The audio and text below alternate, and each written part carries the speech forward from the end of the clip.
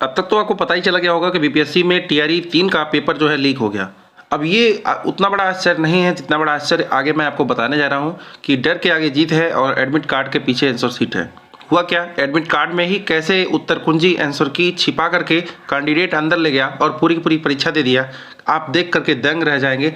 पहली बार हो सकता है आपको आइडिया है कि ऐसा भी कोई कर सकता है। चलिए आपको बताते हैं पूरा माजरा क्या है और प्रूफ सहित दिखाते हैं। तो ये देख सकते हैं, ये एडमिट कार्ड का है इंस्ट्रक्शन पेज। आपको पता ही होगा 2 पेज में अक्सर एडमिट कार्ड होता है, जिसमें इंस्ट्रक्शन पेज एक होता है। इंस्ट्रक्शन पेज में सारी चीज़ें यथावत है जैसे इंस्ट्रक्शन में दी जाती हैं एजेंसी द्वारा जो भी एग्जाम कराती है। लेकिन इसमें एक ऐसा पॉइंट है जैसे कि पॉइंट नंबर 3 है। पॉइंट नंबर 3 में पूरी तरह से छेड़छाड़ किया गया है, एडिट करके पूरे के पूरे जो आंसर ही हैं, पूरा का पूरा जो आंसर है उसको छाप लिया गया है। यहाँ से देख सकते हैं, यहाँ तक सारे के सारे ये सब आंसर हैं लाइन से, ठीक है, क्रम वाइज लिखे गए हैं।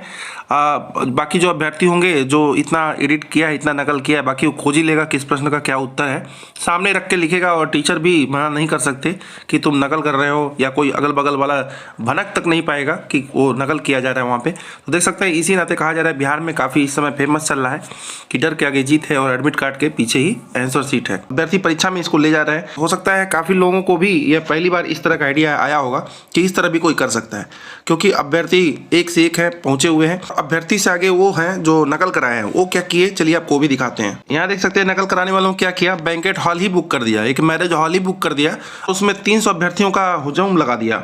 मतलब पूछा गया कि बैंकेट हॉल कितनी कैपेसिटी का है, तो मैक्सिमम से मैक्सिमम, क्योंकि डेली बाय डेली इनकी ट्रैफिक बढ़ती चली जा रही थी और 300 तक पहुंच गए थे अभ्यर्थी। और अभ्यर्थी सारे पहुंच करके अपना अपना पैसा दे करके, अपना अपना बयाना दे करके सभी लोग बैठ के रट रहे थे। क्या रट रहे थे, जो एग्जाम में प्रश्न आने थे, उत्तर लगाने थे, ठीक सब के सब उन्हें मिल गए थे। बैठ के रटाया जा रहा था कि रट लो यहाँ पे और जाओ वहाँ पे एग्जाम दो। किसी बात का कोई डर नहीं, नकल का कोई डर नहीं, क्योंकि नकल ही नहीं करना है, जा करके सीधे टिक मार देना है, बिना प्रश्न देखे ही टिक मार देना है, क्योंकि उत्तर तो सारे याद ही रहेंगे। ठीक है, तो जब्त की गई जो गाड़ी थी बिहार के उप सचिव की थी और 600 एडमिट कार्ड भी वहाँ मिले हैं। बाकी जो है बीपीएससी की तरफ से कहा गया पेपर लीक नहीं हुआ, लेकिन अभी जो है ईयू की तरफ से, वहाँ पे अपराध इकाई की तरफ से ये स्पष्ट कर दिया गया है, वो भी आपको हम दिखाते हैं कि पेपर लीक हो गया है। ईयू के माध्यम से भी बता दिया गया है कि पेपर जो है लीक कर दिया गया है। पेपर जो है पकड़ा गया है हजारीबाग में, जो कि आपको पता है झारखंड में ही पड़ता है। तो अभ्यर्थी बिहार में ना करके काम करके ये झारखंड में जा करके याद कर रहे थे और वहाँ से याद करके यहाँ पे डायरेक्ट आते। इनको पेन ड्राइव में एक दिन पहले ही 14 तारीख को ही, 14 मार्च को ही इनको पेपर मिल गया था पेन ड्राइव में, और पेन ड्राइव से ये लोग प्रिंट आउट वगैरह निकाल कर, खुद का प्रिंटर वगैरह रखे थे, ये प्रिंट निकाल करके सबको फटाफट याद करा रहे थे। सब लोग याद करके जाएंगे, फटाफट एग्जाम में मैक्सिमम से मैक्सिमम करके आएंगे। फिलहाल अगर बात करें तो काफ़ी सारे अभ्यर्थियों के एडमिट कार्ड, 50,000 रुपये का blank cheque, 50 mobile, laptop, printer, सब कुछ इनके पास से मिला हुआ है।